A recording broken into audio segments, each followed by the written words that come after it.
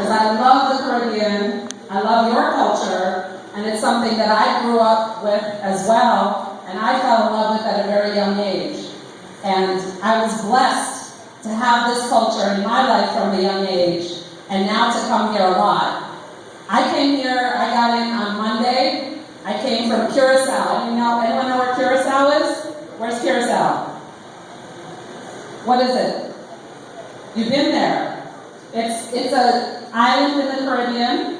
They speak Dutch there. They speak something called Papiamentu, which is their version of patois, it's like a Creole. Before that, and I had to fly all the way from Curacao to Miami to Puerto Rico to St. Thomas, and then get the boat over here. So even though it's one Caribbean, there's a lot of disconnects, right? Before that, I was in Jamaica for 2 weeks. How many of you have been to Jamaica? How many of you like Jamaican music? Good. Before that, I was in an island called St. Vincent. Who's heard of St. Vincent? Nice. And before that, I was in Barbados. Okay? So, basically, you might wonder, what was I doing in all these places? Right? Why was I traveling all over the place to all different islands across the Caribbean? What happened is that I'm a writer. Has anybody heard of the New York Times? Who reads the New York Times? Good. I write for the New York Times. I work in radio as well for something called National Public Radio, which is on throughout the U.S. and also on the internet internationally. I write for a lot of magazines. Vibe magazine. Anybody know Vibe magazine? Anybody like hip hop? Anybody like Snoop Dogg? I toured with Snoop Dogg for 3 months writing a story about him for the New York Times. But what I also do, and this is the most important thing in my life, is I stand in front of classrooms. They're a little older than you. It's a university. I teach at a university called City University of New York. And I teach, thank you. If you give it a round of applause.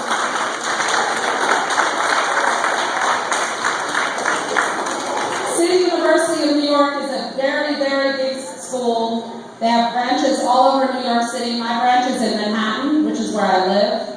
And so, however I travel, I always come back to New York, and the classroom is really the center of what I do. I come and I teach people just like you. My students come from all over the world. They come from the Dominican Republic, from Jamaica, from USVI, all over, from New York City itself as well, from Puerto Rico.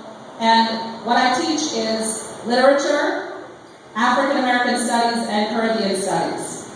And oftentimes when I walk into the classroom, people say, wait, you're the professor? You're teaching? You're teaching Caribbean studies? You're teaching African American studies? And after the first class, they forget it, because the thing that I learned from young is that love is contagious. And when you love a culture, when you embrace a culture, and when you embrace knowledge and learning, it becomes contagious. So my journey has been, I count myself very lucky. I've worked hard, but I've also been very lucky and very blessed. When I was 16 years old, I was in school. I was in high school in New York City. I grew up in the Bronx. How many people know the Bronx? Anyone have family from the Bronx or in the Bronx? It's a good borough in New York, right? I grew up in the Bronx at 16. I said, I wanted to move on. I wanted to go to college. I wanted to go to university. I felt like I had learned what I could learn, and I wanted to move on. So at 16, I got a job, and I got a scholarship to City University of New York, which is where I teach now. I moved out, and I said, I'm going to work any job that can pay my bills, can get me to where I want to go next. And I knew I wanted to be a writer. I knew I wanted to be a professor. And my parents looked at me and they said, you want to be a writer? You're going to make a living off writing things? They laughed. They said, okay, if you want to do it, that's fine. But, you know, making a living off writing is not an easy thing. So at 16, I went and I said, I'm going to do this. I went to university.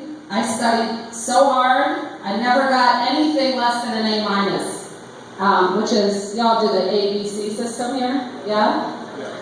So I struggled with plenty of subjects. Jamil was talking about she doesn't like math. Math was not easy for me either.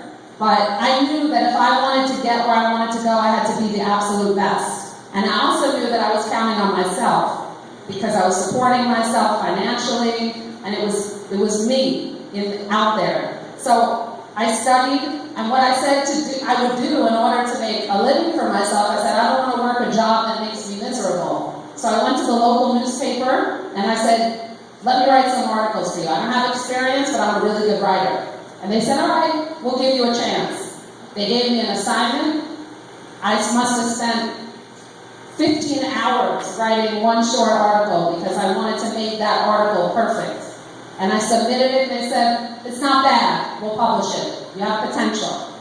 And they stayed with me for years, and that was how I supported myself through college, was that I would write them 2 articles a week. They would assign it to me, I would submit it, they paid me, and in the process, I grew as a writer, and this is in addition to the schoolwork that I was doing, the classwork. And from there, I applied to graduate school. I knew I wanted to get a PhD. I wanted to attain the highest level of education that I could attain because I loved school. Sometimes people thought it was strange. Why do you love school so much? But I loved the classroom. I loved to read. I loved to write. I loved to talk about ideas. And so I went and I got my PhD at Columbia University. Anybody heard of Columbia?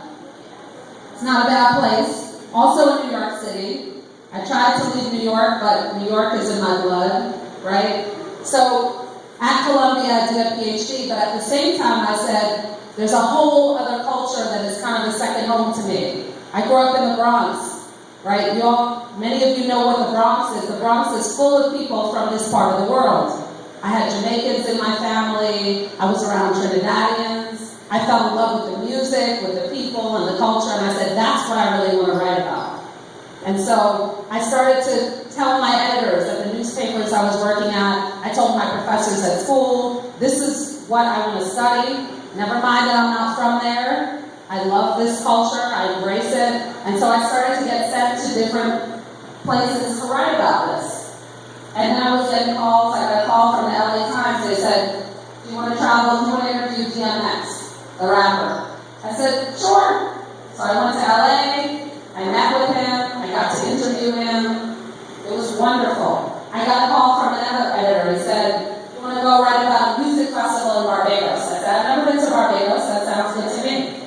So I went to Barbados. I got to meet all the reggae artists. I started going to Jamaica almost every other month and meeting a lot of these artists whose music I loved, whose music inspired me. And so today what I do is combine all the different things that I love. Caribbean music, Caribbean culture, African American culture, hip hop culture, teaching, education. I was privileged at the time to take the time to write a book about race relations in America. And ultimately, the thing that I learned the most was to follow your passion and be guided by love. I mean, Love City Live, I love the name of the show because it speaks to me personally.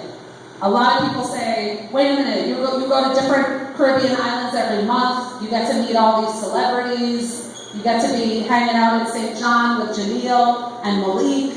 So how can I do that? And the truth is, I never planned for it. All I did was follow my passion and follow what I loved. And the most important thing I did was that I never worried about making money. We always want to support ourselves. We always want to have roof over our head and food on our table. The thing that I never cared about was choosing a profession in order to make money.